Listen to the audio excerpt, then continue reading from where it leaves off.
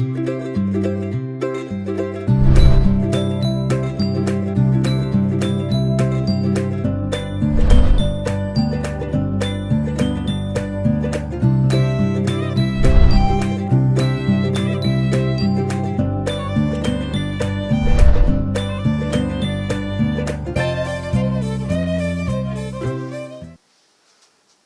aí, gente, beleza? Dando continuidade à aula, a segunda aula que a gente teve, eu vou continuar dentro do Brasil Colônia, no capítulo 1 que a gente tem, e eu vou topicar mais um ponto que a gente ainda tem que se alastrar aí. Tá. O ponto que a gente vai trabalhar é a expansão territorial no Brasil e a mineração. O primeiro momento é entender que o Brasil passou pelo ciclo da cana-de-açúcar, e a gente vai entender que o Brasil passou de 1588 a 1640 sobre essa ideia, sobre esse contexto da cana-de-açúcar. O Brasil teve, dentro desse ponto, uma defasagem, porque os portugueses, só corrigindo a aula, um ponto que eu coloquei, a União Ibérica, que é a União de Portugal junto com a Espanha, surgiu a partir de 1564, 1580 para ser mais correto. Então, a partir disso, Portugal e Espanha eram um país só. Então o Brasil, em certo ponto, ele ficou meio largado, novamente, 1530, tá? Aquela história de novo. O Brasil acabou sofrendo alguns ataques e de países que tentaram dominar essa costa brasileira. E eu vou explicar de que forma. A parte do Recife e o norte brasileiro foi invadida e colonizada por holandeses. Os holandeses já se tornaram nesse momento, já eram, de certo ponto, um grande desafio aos portugueses. Por que, professor? Porque os holandeses começaram a tomar o controle das grandes navegações do comércio mundial. Ah, mas que forma? Os portugueses começaram a trabalhar o cultivo do açúcar de muito mais efetivo, então isso deu um prestígio muito grande para Portugal. Eles habitaram a costa brasileira do norte durante alguns anos, estabeleceram sua cultura, tá? Mas depois os portugueses retomaram, tiraram do poder, tiraram dali, e os holandeses foram mais efetivos no plantio do ciclo da cana. Vamos entender aqui, o Brasil dentro desse contexto, o Brasil fabricava açúcar. Só que o açúcar brasileiro não era de tão boa qualidade quanto do francês, quanto dos holandeses fabricados nas Antilhas. O açúcar holandês era o açúcar refinado. Para deixar mais claro, o que é o açúcar refinado? A gente conhece hoje o açúcar refinado de uma forma. Naquele momento, o açúcar refinado era o açúcar de hoje, o açúcar mascavo. Porque o açúcar brasileiro era um torrão de açúcar. Parecia uma rapadura, para ser mais claro, né? Então a gente vai entender que a qualidade era muito grande. A partir disso, o governo português, a monarquia portuguesa, olhou para o Brasil e falou: poxa, não está dando mais, então vou ter que trabalhar com outra coisa. E foi aí que surgiu uma coisa muito importante lá por 1600. Descobriram ouro no Brasil. Ora pá, é o que os portugueses queriam, achar ouro no Brasil. A partir disso, existia um ciclo tão grande de mineração no Brasil, que de certo ponto, podemos dizer que 90% do ouro que rolava na Europa era brasileiro. Até hoje se falam, você quer ver o ouro brasileiro, vai para a Inglaterra. Os ingleses fundiram muito do ouro brasileiro à mão do português. Tem muito ouro lá. Então, quando começa esse ciclo brasileiro, o Brasil deixa de ser um país que trabalha com agricultura só, cana-de-açúcar. O Brasil continua em certo ponto muito mais fraco e começa a trabalhar a mineração. E a mineração no Brasil dá muito dinheiro. O ouro chega ao ponto que eles queriam. Dentro disso, a mineração brasileira começa a fortalecer. O Brasil começa a expandir ainda mais.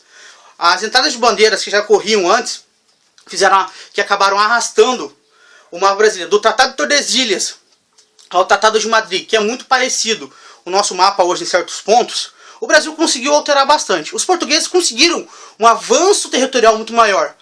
A implantação de casas de fundição em Minas Gerais e toda a região das Minas fez o ciclo de escravismo aumentar, também porque precisava mais de mão de obra ainda, e uma mão de obra especializada. Outro ponto importante, o ouro era se arrecadava em média 1.500 quilos de ouro por arremessa, então isso era uma base muito grande. Isso com o tempo foi desgastando. O Brasil produziu muito ouro e essa produção em massa foi desgastando aos poucos. Chegou a um ponto que o Brasil não produzia mais isso e Portugal precisava, em certo ponto, desse dinheiro. E a partir disso começou a cobrar imposto sobre imposto. E isso ocasionou no Brasil algumas revoltas. E essas revoltas não foram de cunho social. E eu falo isso primeiramente porque quem fez as revoltas, e a primeira mais conhecida desse ponto, foi de cunho português provavelmente, porque eles não aceitavam, na verdade, essa cobrança sobre imposto. Então, o Brasil sai do ciclo açucareiro e vai para o ciclo minerador. O Brasil tem um avanço gigantesco em relação o Brasil não, né? Na verdade, a colônia Brasil para Portugal. Então isso é bem importante estabelecer. O Brasil acaba dando muito ouro para Portugal, Portugal acaba se estabelecendo de forma bem efetiva, Só que quando começou a explorar demais, chegou um ponto que não deu. A primeira contestação que a gente conhece historicamente é a Inconfidência Mineira, aonde os membros portugueses tentaram se rebelar contra a colônia e alguém pagou o pato, o famoso Tiradentes. Futuramente, depois da... O Brasil vira uma república, né? Então se busca um herói nacional, vai se buscar a ideia de Tiradentes. Tiradentes acaba pagando o pato, acaba sendo morto como exemplo para você não se rebelar contra a colônia. Essas rebeliões eram constantes nesse momento e faziam que o Brasil nesse momento começava a querer ter uma identidade. Mas que identidade é essa em termos de Brasil? E por que essas revoltas acontecem? Segundo o sociólogo Darcy Ribeiro, bem conhecido e bem conceituado, Darcy Ribeiro falava o seguinte: nós brasileiros somos filhos da exclusão. Ah, professor, como assim filho de exclusão? Porque você não era nem português, nem indígena e nem negro. Tá, normal. Diferente das colônias espanholas ou do resto da América Latina, o Brasil tem um traço cultural diferente. Por quê? O Brasil, essas culturas não se aceitavam entre si. E eu vou explicar por quê. Quando o português tinha um filho mestiço com a indígena, ele não era nem reconhecido pelos portugueses, porque ele era um bastardo, e não era nem reconhecido entre os indígenas, porque eles não aceitavam, eles olhavam para a feição daquele menino ou da menina que nascesse dessa relação como a cara do opressor, de quem tentou oprimir ele, então não se aceitava. Com o ciclo com a matriz negra brasileira, africana, aconteceu a mesma coisa, e assim por diante eles não se relacionavam. Então chegou um ponto que você não era português, você não era indígena, e você não era negro. Então o que você era? Você era brasileiro. Então a primeira identidade que a gente tem como brasileiro vem disso, vem dessa relação. E é essa relação que vai fazer o brasileiro acabar tendo identidade. Primeiramente, lá nas minerações, quando tem a revolta da Inconfidência Mineira, não é diretamente uma relação brasileira. São pessoas que têm muito dinheiro que estão reclamando desses impostos sobre impostos e tentam reclamar sobre Portugal. Vão lá, fazem... Qual era o intuito deles? Que eles sairiam para a rua e de certo ponto a população ia vir junto, vamos lá, porque o governo está errado. Não aconteceu. O governo suprimiu, prendeu todos, mandou 3 para a África, em vez de matar eles, e matou o mais pobre deles e um que mais ou menos tinha poder.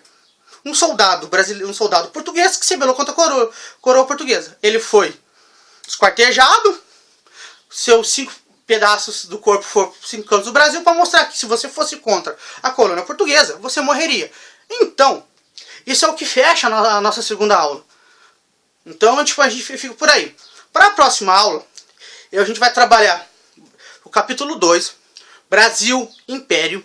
Então, a partir daí o negócio começa a ficar mais interessante, a gente começa a deixar de ser uma colônia apenas lá no mundo perdido, a gente se torna um Reino Unido, a gente tem família portuguesa brasileira, tem família europeia aqui no Brasil, uma corte inteira, um Brasil novo, possivelmente teremos um príncipe brasileiro, teremos um imperador brasileiro, várias revoltas, e a partir disso, aí sim o Brasil se desenvolve, aí sim você bate no peito e fala, sou brasileiro, porque a partir da independência, a história muda, e o Brasil se torna uma das nações muito importantes. Dom Pedro I, que é assunto para próximas aulas, vai mostrar o quanto é interessante ser brasileiro, mesmo sendo português.